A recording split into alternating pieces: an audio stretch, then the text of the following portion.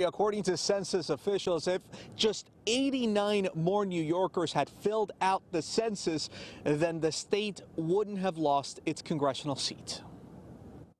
The census numbers are now in, and New York, which currently has 27 congressional districts, will just barely lose a seat. If New York had had 89 more people, they would have received one more seat. The results come after New York City's all-out effort in 2020 to reach as many New Yorkers as possible to fill out the census. Noting how unprecedented the effort in New York was, like I said, it's heartbreaking to know that we came so close to not losing any seats.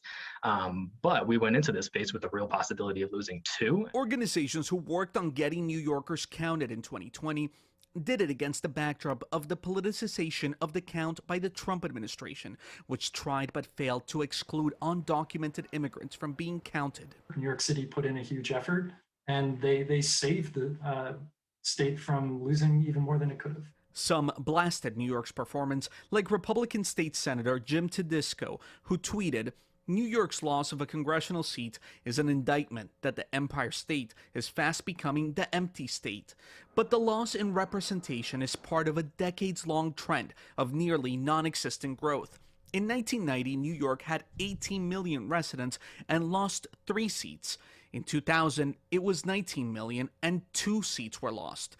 In 2010, New York's population was 19.4 million and the state lost 2 seats. New York is certainly part of a bigger trend that's been going on in the country for a few decades now, where political power is moving away from the sort of older states in the Northeast and the Midwest and moving to the West and the South. New York joined states across the Midwest and even California in losing representation in Congress.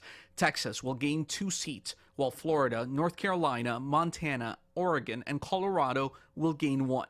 It's hard to lose a seat, but we did exceed expectations. Now, here in New Jersey, the Garden State will keep all of its 12 congressional district seats.